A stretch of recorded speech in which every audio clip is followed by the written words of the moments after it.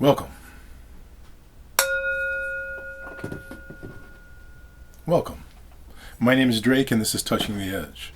Welcome to this new field of opportunity, this early part of the year in which we can set a tone in this first 4 months that carries a momentum throughout the entire year. And so now that we are past the end of the last year and now into this fresh field, we really want to take advantage of it. It reminds me of an image I've often used. I mean, imagine that you go out in front of your house and maybe you have a driveway. And on the driveway, someone has thrown out a piece of plywood. And you go and you're going to take this piece of plywood and throw it in the garbage. And you go up and you step on it. And you're stepping on top of this piece of plywood and you wedge your fingers underneath and you begin to pull with all your might. My suggestion is that no matter how hard you work, you're never going to be able to lift it. You can't lift it while you yourself are in the way. And so to me, this is an important element to kind of take a look at. We want to take a look at the limits of resistance.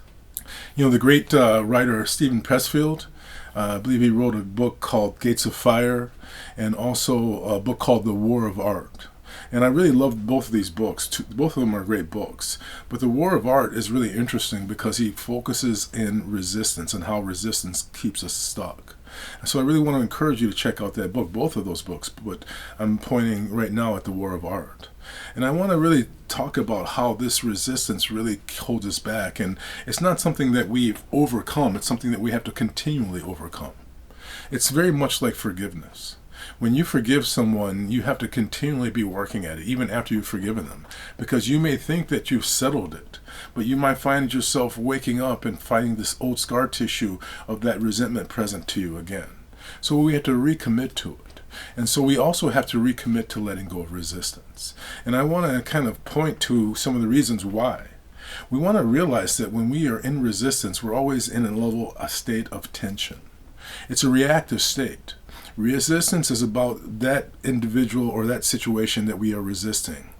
But we can't achieve our greatness through that focal point of resistance. That resistance is not the center of our being. We have to recognize that when we learn how to relax and can be active and step into challenge in a relaxed state, that we're more effective and more efficient. That doesn't come from resistance. We also want to recognize some of the other limitations of resistance. If we are resistant, we can't be responsive, meaning that we can't actually look at what is best in a situation. We can't really be a support to people around us if we're stuck in that calcified resistance, because you know that when you're resistant, it's almost like being stuck in a certain place. You can't get over the hump. You don't want to. And so in order to really become our best, in order to become supportive, we have to let go of resistance. Humor, real honest laughter doesn't happen when you're stuck in resistance. There may be a bitterness to your humor, but not that open-hearted laughter and that is really about the enjoyment of life. Humor is really about an ambient field of joviality, of saying yes, of feeling good about life. That's the essence of humor. And I want to suggest that you really don't laugh very much when you're in a state of resistance. So in this relationship and learning how to relax, remember, it doesn't take that much to change everything. It doesn't take that much. You could be in the Olympics and clip your toe by this much in the high hurdles and have that be the difference between you winning a gold medal and you being in a rehab state for the next year. So just work on letting go of resistance just a little bit. That change may change everything. So let us know what you're doing. What are you doing with this fresh opportunity, this new field ahead of you?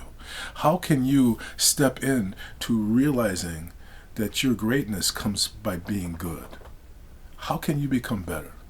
Not in trying to change yourself, but by meeting your standards. So let us know what you're doing. Please check in with us. This is a circle, and we learn best when we all speak into the circle. I'm going to ring the bell. I'm going to ask you to listen carefully. Here we go.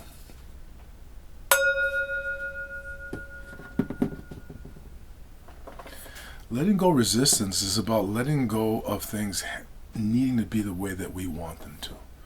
And by opening ourselves beyond what we want, we find that we really come in contact with what we actually need.